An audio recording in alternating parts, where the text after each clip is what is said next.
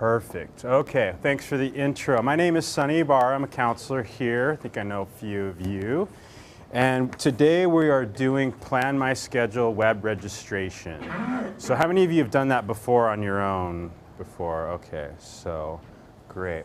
So I'm basically going to be going through Plan My Schedule.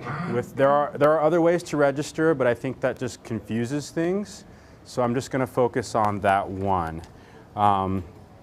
Let's see. Also, if you still feel like you need some help, maybe figuring out what to register for, or just maybe this was not insightful enough for you, come in and set up an appointment with the counselors. We do appointments most afternoons, and you can have set time just one-on-one to kind of plan that out. If you're starting to get a lot of credits, you might want to do a graduation application as well. So if you're getting halfway through your degree, I know that sounds early, but that's what we recommend, that you start doing that, okay? Also, if you have questions, just raise your hand, and I want this to be interactive where you guys can just say, hey, I didn't understand that. Can you explain that differently or something like that? So don't feel shy to raise your hand. Before I get into that, we do not have the new brochures. This looks familiar. This is from fall. We don't have the new ones out yet. But these should be coming out any day, so make sure you grab one of these. All this information is available online now, and it's pretty up to date, but you really want to do a lot of planning before you get to the point of actually registering, okay? And then the catalog as well. If you have individual classes, maybe in the AA, and you're not like, what is Communication Studies 101 versus 220? That's all in this catalog here, which is also available online. So let me show you where to find the catalog. So everyone should know this website, I hope. So this is just our Spokane Falls website. And under catalog, if you go down here to the 2010, this is our new edition, and then iCatalog. There's a million ways to get there. You'll find it. Oops, that's not what I wanted. Course descriptions. So for example, communication studies, let's do that. Or let's just go to chemistry. This could tell you what the different subjects are and kind of a little more in depth about each one before you make your decision. Okay, so I will get out of there. Okay, I do have, everything that I'm talking about is in a handout, but I don't want to give you the handout now because I want you to pay attention to me. So, but when we're done, go ahead and grab one of these on the way out. And like I said, there are two ways to register. I'm going to focus on one because I think it's the best way to do it. So on the front is using Plan My Schedule, and on the back is web registration. We're just going to be talking about Plan My Schedule. Okay. Any questions so far? Okay. So, to register. So let's say that you've done all the work, you know what classes you want to register for, and you're ready to register. So you go to Plan My Schedule /register and click on that. And that brings up this new window right here. So there's a few different things there. One is when you can register. So 6:30 in the morning is when it'll start on the 15th and the 17th. So if you get up early in the morning and register, you're almost guaranteed to get what you want, okay? So that's really important because, believe it or not, a lot of people will wait weeks or even months before they register. So it's really in your interest to do it that day as early as you can. It does close down at 9 o'clock at night and reopens again on Saturday. Is there a huge line at 6:30 in the morning? No, it's all online. So you should be able to access this from anywhere that you can get internet access. And you should be able to do this on your own, okay? So there's a few different things you can look at here. Here is the part that I'm not going to talk about, how to register with the other process. You would go there and you would sign in, but I'm not going to go into that, okay? If you need some instructions, you can always click on how to use Plan My Schedule, and that's pretty similar to, I think it is actually pretty similar to the handout that we have waiting for you when you leave. So there's that. Okay, So you can see it's already set for winter at SFCC. So you don't really need to do anything unless you're changing campuses on us. So, and then also note this part right here, H, P, or Y. So under course numbers followed by H, P, or Y, those are not on our campus. And I'll show you how to not register for those classes. So, okay, so winter SFCC hits select courses, okay? So this brings up a time grid. So for those of you that have other obligations that interfere with your schedule, this is where you can go in. For example, if you have a job or you can only take weekend classes. So let me show you how that works. Let's say you start your job at 4:30 or 5. Then you can block out all these times here, for example, and it'll only search for times that are different than those. Let's say, and to clear that, just go to clear in the corner. Let's say you can only take weekend classes. So you'd block out Monday through Friday, and it'll only search for weekend classes, okay? Which would include online classes and things like that, okay? So let's just leave that completely blank for now.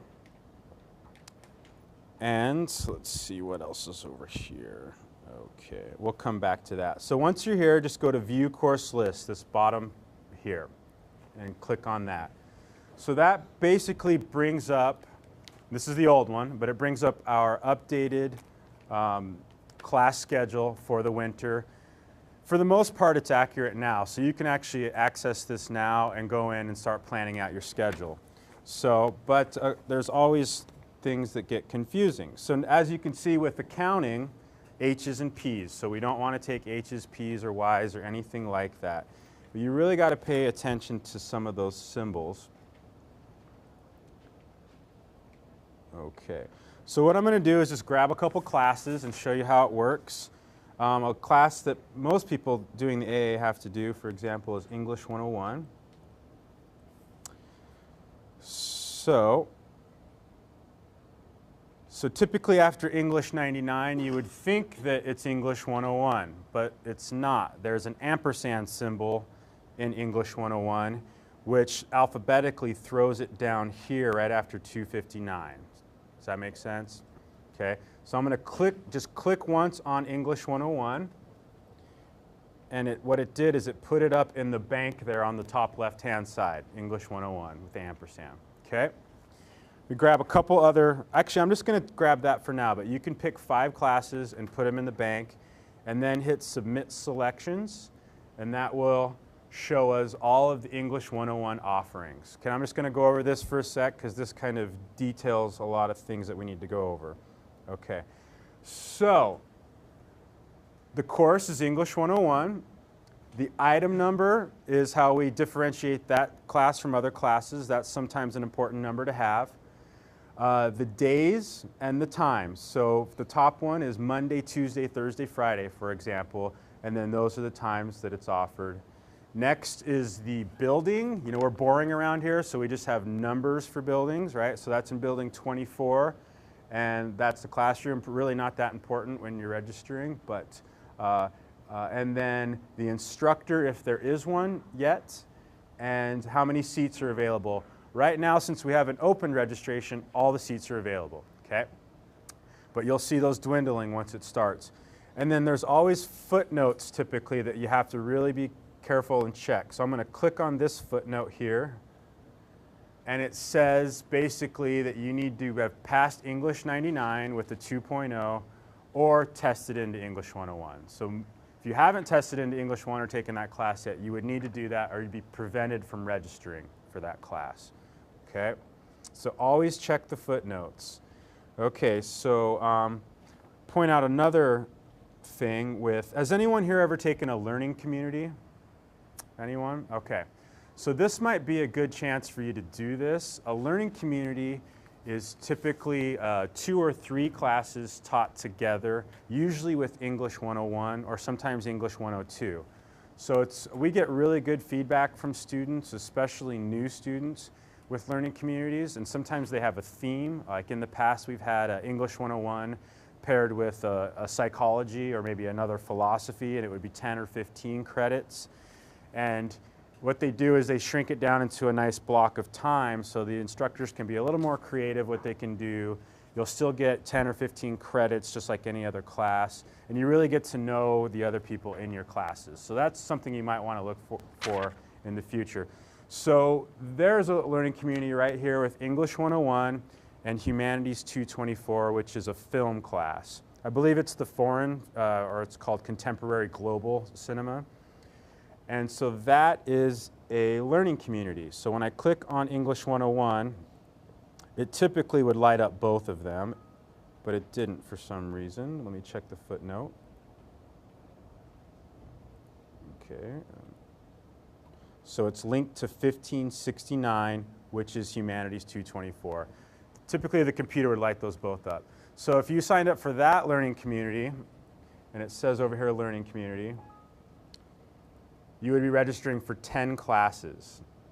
It's also a D. So for those of you working on your associate's degree or some other degrees, everyone has to complete a diversity intensive or global course and one writing intensive course. So with this learning community, you'll be getting 10 credits, English 101, plus a humanities, plus a D course, okay, for 10 credits, okay? So one other thing with this, and this usually does not happen in learning communities, but you'll notice it says hybrid class, okay? So we have lots of different classes. We have traditional in the classroom classes, so if like the top one, for example, was Monday, Tuesday, Thursday, Friday, I think. We have online classes. Has anyone here taken an online class before? Okay. We have a hybrid, which is basically an online class and a traditional class. So you might go to class once or twice a week, and the remainder of that class is online after that. So that's a good option for people that have a busy schedule, maybe working, and that don't want to be completely online, because that can sometimes be frustrating, but can have that teacher and student access at least once or twice a week. Okay. So that's what a hybrid is. We also have telecourses as well. Let me see if there's any in here. I don't see any in there for English. Okay. But for the majority, and here's an online class right here. Okay, so it just says you're arranged because you don't technically meet at any official time. Okay. So that's, let me grab another example of a class. Let me grab a math class. Okay. So let me grab calculus, math 151, submit selection. So it's going to pop up all English and math now. So let me go down to math. And there's a footnote. Okay, so always check the footnote. And the footnote is going to say basically that you've had to have taken pre-calculus, okay, to get into there, or tested in. Okay, so if you did not meet those prerequisites and you went to register, two things would happen. It would either let you accidentally register, which would be probably a bad scenario when you showed up to class, because then your instructor would catch it typically, or it would just prevent you from registering. Okay, some of you might also find a situation where for whatever reason you've dropped back in math or whatever. It might ask for an access code, or if you've been put on a wait list or something like that, you might get an access code too. So that's a possibility. Let's see what else here. Can you take, like, what is that, a contest or whatever? Instead of, if they have a prerequisite, you have to have that earlier math class, will they let you take a test to see if you're... Yeah. There's a couple ways to get into classes. Either you test in or you take the class that's required before. So like if you want to do English 102, you have to take English 101. That's required. But for English 101, you can test into English 101. Did I answer that? Yeah. Okay. That made me think of something else. Okay. So let's see. We got math. Let me grab one more class. Bio 160. Okay. And hit submit selections. So let's say I want to take those three classes. Let's see, where did math go? So personally, I would work backwards because there's only one math offered. So I would know that that's basically going to dictate my schedule because the math is only at 9:30, okay? And we're just assuming that I'm smart enough to get into that one, okay? So after that, there seems to be a lot of biology options and a lot of English, so this should be pretty easy. So let's say I'm a morning person and I'm going to do English at 8:30 right here with Carlson, and then I've got Math 151 at 9:30 to 10:30. Let's say I just want to look at that real quick. You can go to this bottom thing here, display my schedule, for those of you that are more visual, and it'll kind of show you our plan so far. So 8:30 English 101 and 9:30 Math 151. Now some of you are thinking, am I going to have time to get to my math class because they're back to back? Technically you will have 10 minutes, so it's 8:30 to 9:20, and then you have 10 minutes to get to your math class. So it should not be a problem. I'm going to go back, and now I'm going to pick a biology class. So let's say I'm going to do the 10:30 here. Now notice when I clicked on Biology 160, it lit up another class. Okay, that's the lab typically. So sometimes the computer misses that. So make sure that you notice that your lab's actually at a different time than your lecture, and I'll show you what that looks like there. So there's a visual of what that'll look like there. So this is a good place to kind of play around with your schedule. Maybe you like to have all your classes all together. Maybe you like a little break in between them, whatever. So, and obviously if it was an online class, it wouldn't go into this little grid here. So let me make sure I've got everything. Any questions so far on that? No? Okay, let me make sure I didn't miss anything. You will need, okay, so when you find the classes that you want, so let's say I'm going to do those 3. I think I lost them, so I'll just pick 3 more. Let's just do English and Bio, okay? Then you go to Register. And here you'll put in your student ID number, which you should all have memorized, and then your PIN number, okay? So if you've forgotten your PIN number, you can request that online, or you can go down to admissions, or you can come in and we'll get that to you. It's pretty easy to do. You will need that. It's either a 4 or a 6-digit number. Then you hit register. They'll ask you sometimes a few demographic questions, things like that, and then you hit finish, and then that's it. And then you can print your schedule. You can always go back in and change things too. So you're not set in stone. I mean, if you're registering in November, classes don't start till January, so you might change your mind, or things might open up. They might add more sections. You might go in and work through My Math Test and go to the higher level math, so you can always go back in and change things. To change things, you can basically just do what we did, and let's say you want to add a math class, so you go in and add the math class, and then you'll want to delete your other one. So once you get to the very end, there's an opportunity for you to delete that class. So for a second, you'll have 5 more credits and you just delete it. So that's really about it. Any last, yes? So we can go in right now and set it all up, we just can't hit the register button? Exactly, yeah. So you can go in and you should plan all this out, what you want to take. And if you register on your day, you'll probably get what you want. You know, some classes are tougher than others. So you'll probably, like Bio 160 goes real fast because all the nursing students want that. So yeah, that's basically it. Any other questions? Okay, if you have less than 30 credits, Kiki, could you raise your hand, please? We want to get your student ID number so we can remove your block so you're good to go on that date. And you're always welcome to set up appointments with us as well if you just need a little bit of help figuring out what's the best direction to go. Okay? I think you're okay. All right, thank you very much.